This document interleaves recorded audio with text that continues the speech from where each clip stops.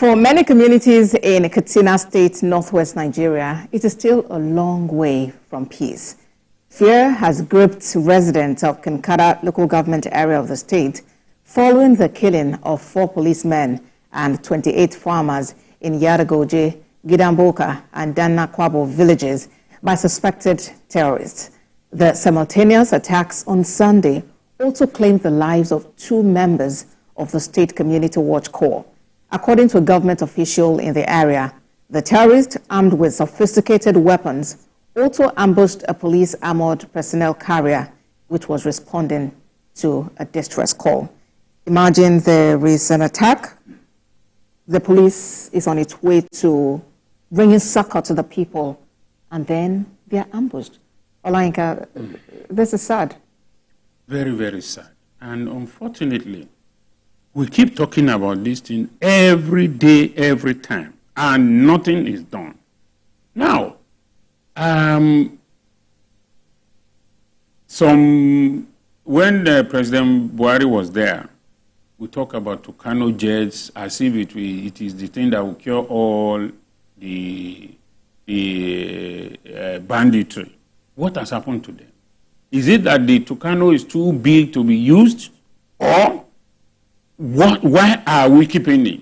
Because, I mean, it emboldens the bandits. If you kill 2 policemen today, nothing happened to them. I mean, to the bandits. Tomorrow they will kill 4, nothing will happen. And that is how it will continue to grow. We all know everywhere in the world, criminals are always afraid to kill uniformed men, but not in Nigeria. Because they know that when they kill them, nothing will happen. Why is it always like this? I always think about it.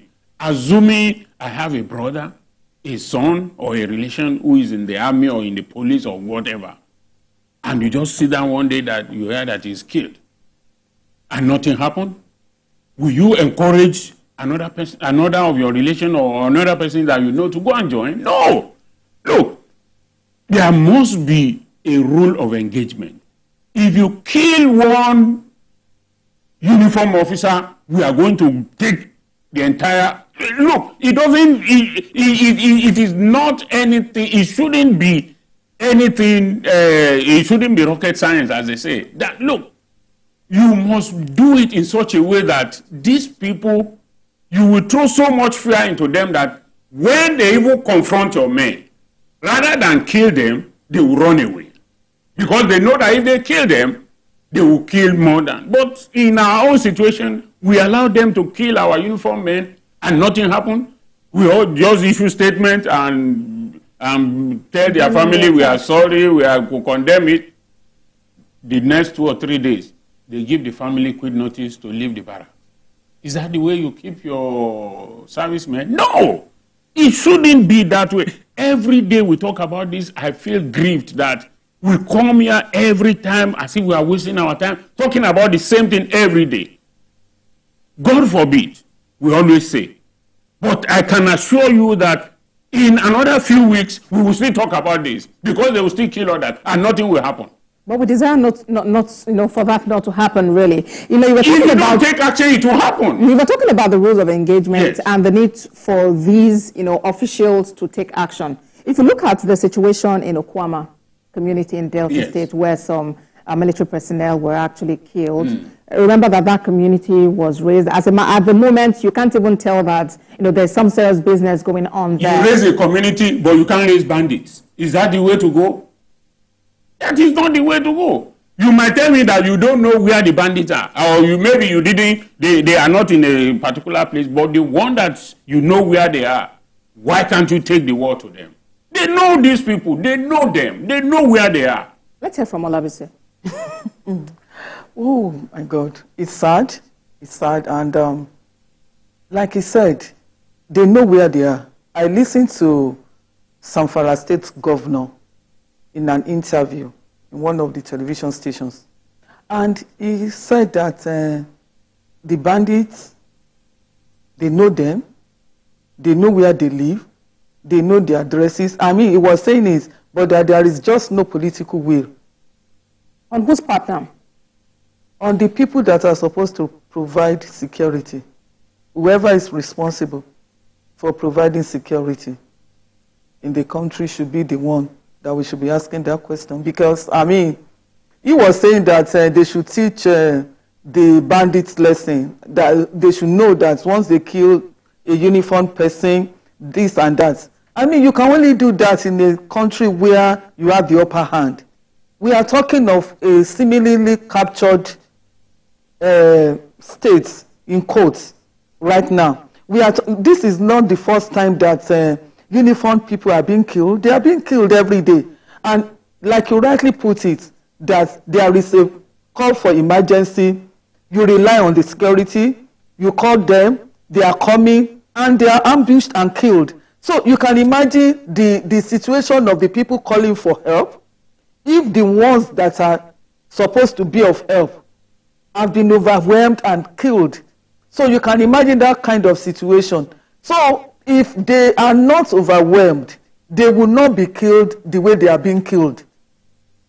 So it's obvious that whatever we have been doing in the past to fight these bandits, whatever they call them, whether they are bandits, whether they are terrorists or whoever they are, it's like the government is trying, but somehow these people are still not yielding.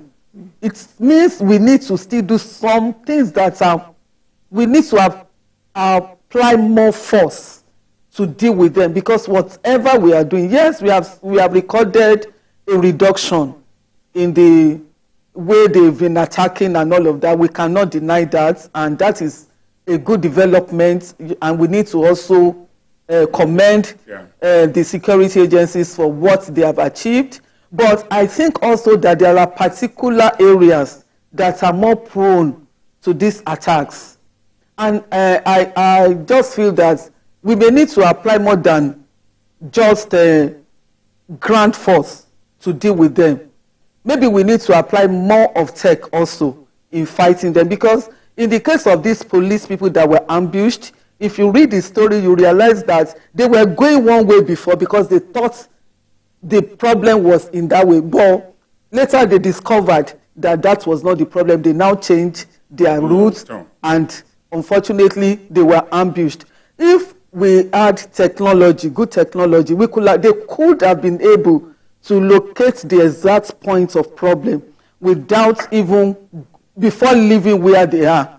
Communication tech and all kinds of things can be used to get that done. I mean, a drone was used to kill somebody. I mean, and it didn't fail. It went straight, killed that particular person and achieved its aim. And, so there are so many things that we can do with tech. So aside technology now, what if there is a mole within the system, informing the enemy, okay, this is the plan, this is the routes, this is the strategy? Yes, I will even say that should be taken for granted. That should be given. That a mole should be there is a given. Just like you also know that military plant also moles, also in communities, in society, so that to discover whatever mole that could be in the system. So what do we talk about community policing? That is part of the thing that is supposed to be discovered. Some of those killed were even members of the community. The vigilante, yes. Exactly. So maybe we need to also, the police also need to expand their method of policing the communities in terms of getting information from the people. I think it's not an easy problem, really. It's not an easy problem, but we cannot succumb to bandits and we cannot succumb to terrorists.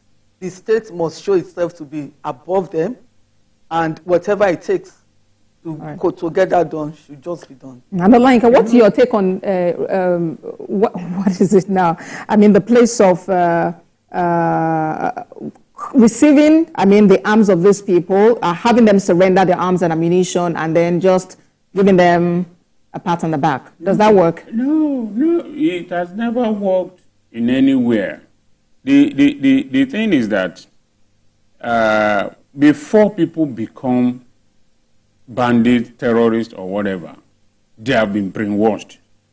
So for you to change them from that, you need to de-radicalize them. And it is not a thing that will be done in 1 week or 2 weeks or even in a year. The best thing to do is we must also not think that it is only military men that can do it. Why do we have psychologists? Why do we have philosophers? Why do we have all those things? You see, this thing, there are psychologists who will look at, who will talk to people from mere discussion. They know how to approach the issue. So our security forces must also look outside the uniformed services. They must look at hospitals, talk to psychologists in the hospital, talk to all those. I mean, it is only here that we think that some courses are useless or some professional disciplines are useless. If you employ and you talk to people in those areas, they will be able to sit down with people you have captured and be able to debrief them and then be able to tell you that this is the kind of therapy that we need to apply to this.